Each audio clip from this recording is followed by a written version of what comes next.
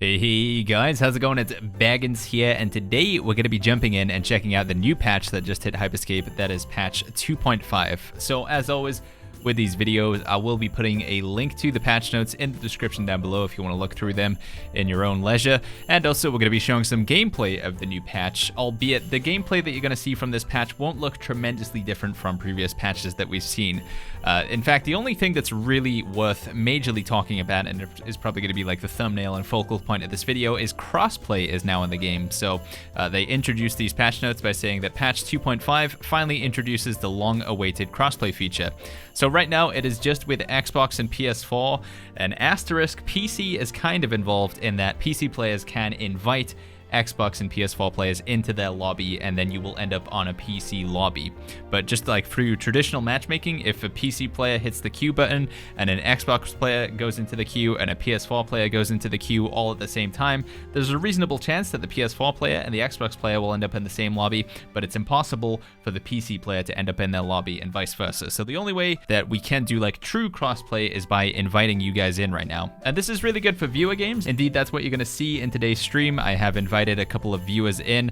It's a little bit of a farce in that you have to add them as a friend, and it's not just their gamer tag, it's their Ubisoft account name that you have to add as a friend. So hopefully Ubisoft can kind of streamline this process and make it easier to invite people into your games. But all in all, this is a pretty good thing, and hopefully it's going to make a difference to the lobby size for PS4 and Xbox, because I don't know about you guys, but on PC the lobby numbers are looking pretty abysmal right now. There was multiple instances where I played a solo Crown Rush game today and I had 4 players in my lobby, and that happened not once but twice. So yeah, fingers crossed that we're going to see this crossplay, this merging of the player pool ends up with us getting bigger lobbies. Let me know if you're finding that to be the case in the comments down below. Other than that, we have a bunch of other changes to some more controller stuff to help with aiming, and they've told us that the Winter Festival, which is what you'll see on the screen right now, we're going to be getting the Winter Festival from the 15th to the 29th of December, and that's going to include a bunch of new skins, and they also say the map is going to be like snowy as well. So we're going to get a snowy Neo Arcadia. So I don't know if this is coming with new game modes or if it's purely just cosmetic, but something nice in the game, and to sort of change up the pace from what we've become used to, I'm always open to it. One question that gets asked pretty frequently in the comments and in the Twitch chat is, when is Season 3 coming? Right now, we don't have a date for it. There's been a little bit of digging that some people have done in the Discord. If you go in the description down below, you can find a link to the Discord. But somebody noticed that the current Battle Pass, it looks like the end date is on the 29th of February. Now, whether this is just a glitch or it's just some information that's been put in there by Ubisoft, or indeed it does mean that Season 3 begins at the start of March, we'll have to wait and see. But yeah, Ubisoft hasn't said anything specifically about Season 3 starting yet, so all I can say is I assume it's not going to be this year. Based on the fact that this winter event is running from the 15th to the 29th, that would give us the 30th or the 31st for Season 3 to begin, and I believe that probably a lot of them are going to be off on holiday for the new year. So yeah, most likely we're not going to see Season 3 until January, February, or potentially even March. That's really it for this update, guys. Again, there is quite a bit more in the patch notes. There's a lot of changes to the sort of overall quality of the game. The health bars have had a redo, so they're now this nice solid chunk of color. It's very easy to see when you're taking damage and when you're dealing damage. But yeah, crossplay, definitely one of the biggest things about this patch, and it's going to make it a lot easier to do viewer games. So if you guys want to get involved, I'll put a link to the stream in the description down below. Feel free to jump in, ask any questions, and maybe play some games together. But yeah, I'm going to play some gameplay now. Hope you guys enjoy it, and I'll see you all in the next one. But the studio that make the game, Ubisoft, is still very actively involved in it. They're still pushing out updates very, very frequently. So although there may not be that many people playing or watching, there is still definitely a lot of investment of time and resources and money from the Hyperscape team from Ubisoft. Does this still work? Oh, wait, where did I drop them? It was here, right? Although maybe my teammate picked all the stuff up. I don't know. Well, maybe they did fix it.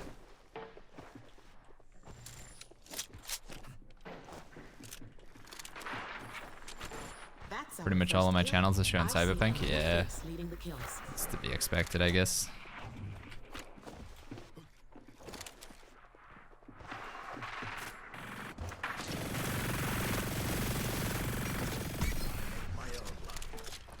I make my own luck. It feels like there's less people recently because Team Deathmatch separated some. I definitely think Team Deathmatch was a good addition, though. But this was always going to happen. Like, if you have multiple different game modes to queue for, it's going to split up the player population. Like, you would get the... If you wanted to have the biggest possible lobbies in Hyperscape, you would just have one thing that everybody can queue for. It's like, the only thing you can queue for is Crown Rush squads. But obviously, that's going to cause some issues, because some people want to play solo. Wait, I picked up Reveal instead of Shockwave? I can use this.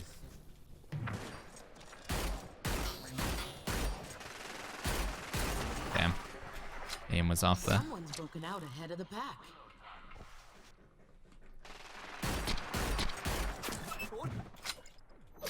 Having the Team Deathmatch maps rotate between the three of them is definitely going to be nice, because it'll help with the it not getting stale, just playing the same map over and over again.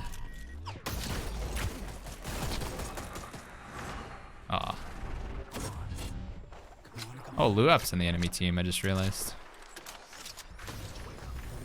Whoa!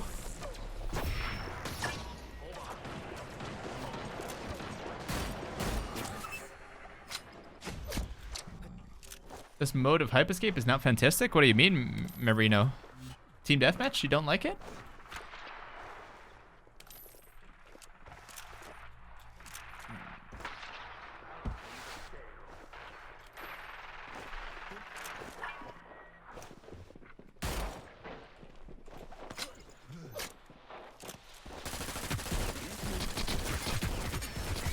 Aw, sausages, dude. So the infamous like super buff to the Komodo, like where the Komodo just become absolutely ridiculously insane, I would argue that at that point people were already calling Hyperscape a dead game. Like before they buffed the Komodo, there was, I don't know, I don't think there's actually that much of a difference between the number of people playing then and playing now. Like, the Komodo buff and the DTAP buff was a reaction to the game already having lost quite a few players, I think. If I'm not mistaken. I'm not saying that like, I agree with that change, but I'm just saying that, like, to say the reason why the game lost a lot of players and viewers is I don't think it's because of that patch, actually. It certainly didn't help with, like, the existing player base, but...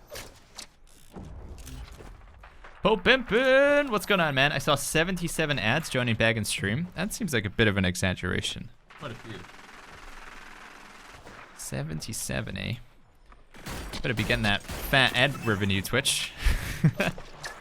Has anybody had it where you've been watching a stream and you get like that mid-roll ad? Obviously it happens in YouTube videos quite a bit, but apparently Twitch is doing it now as well. Where you can be watching the stream and just like suddenly get an ad like halfway through. Have you guys had that? Like, even if it's not on my stream, just like any stream? So you'd be like halfway through watching something and just an ad will happen? No, I don't watch Twitch. Wait a second.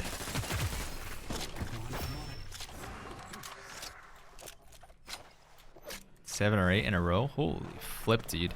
See, the thing is, sometimes that can be the streamer. Like, I have a button I can press right now to show an ad. But...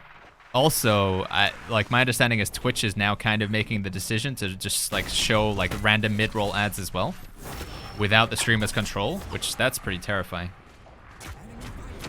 What? Oh, dude, I swapped to my weapon the second I hit, like just a frame before I hit the ground, so I didn't get the bonk damage.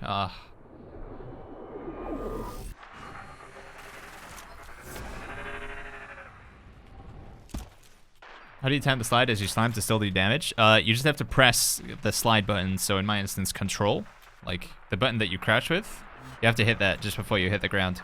So doing this, and press crouch. There you go. Press and hold in crouch, rather.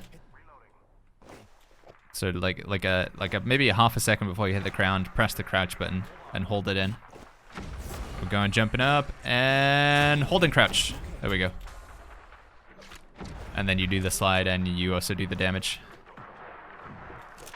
Oh, I'm also holding in shift the whole time as well. Yeah, sorry. I don't even think about that. Yeah, I think you have to... you either have to have auto sprint on, or you have to be holding the sprint button. Probably.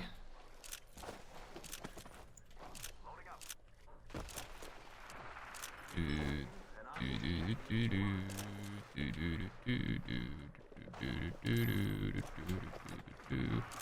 far as I can tell, you specifically have to sign a new Twitch contract that states you will hit an ads per hour target for them to not force mid-rolls on your stream.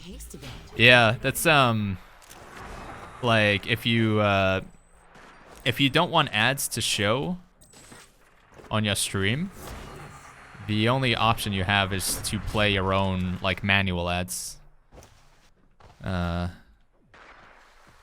So like when honestly like the best approach that I should be doing is when I go AFK, just to play a few ads then. And then in theory, you don't get ads like while I'm actually playing the game. Just when I'm AFK in the chat, so you don't really miss out on anything. I think that's like the system that Twitch wants you to go with, really. Which is kind of, I don't know, it's kind of crazy. Because YouTube, if you don't want to monetize your videos, you can just straight up just turn it off. It's like if you don't want ads to be in front of your videos, you're not going to make any money, but you do have that option. Like generally what I'll do, if I have a YouTube video and it's a sponsored YouTube video, I'll either not monetize it or I won't put ads on until like the end of the video. Because if you're like watching my video and you get an ad at the start of the video and then after the ad ends, I'm doing an ad read, that just feels like too much, you know?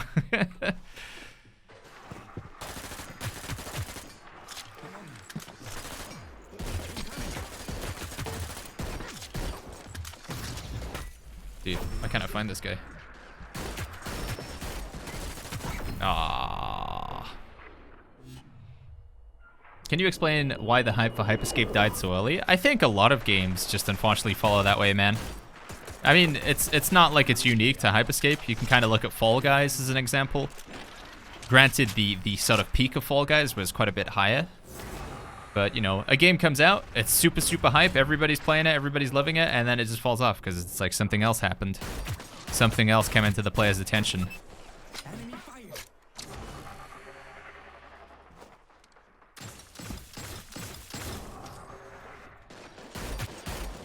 I think, like, on the launch of Hyperscape, you couldn't play it on Xbox or PS4, so there was a lot of people who were just waiting so they could play it on Xbox and PS4. And indeed, when it did launch on Xbox and PS4, it still picked up a lot of players. Like, a lot of people started playing it on the consoles. But maybe that's like a small factor. There's also like the consideration of like, once you finish a battle pass, maybe there's not that much to do. Like, there's no real ranked system in the game. There is ranked, but it's not like a true ranked system. So.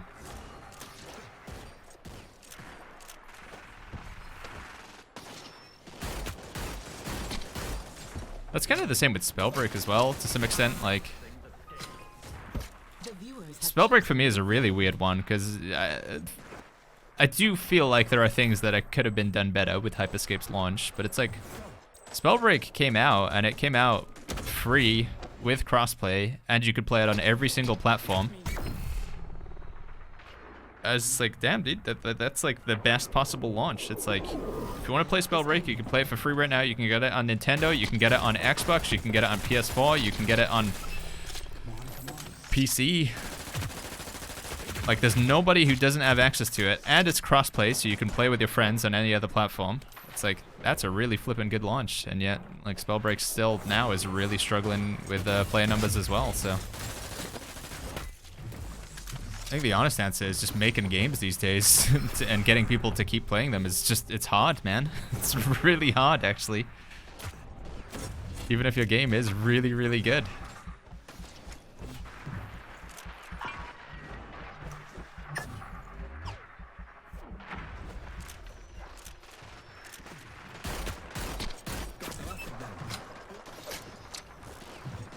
Okay, we only need 3 more kills. Wow. Dude, we are just slamming the shots with the Riot 1, man. Left, right, and center. Just pew, pew, pew. Well played, GG's! Good stuff. Nice! Oh my god, Vertical, 24 kills? Damn, dude, you came out strong there. That's a pretty cool little animation as well. As you do the bash Wii pop-up as well. That's pretty cool. Never seen that before. How'd you get that Hoppy skin? It was on the shop a few weeks ago. It's called the Coco Rico skin. Fatty fresh nuts.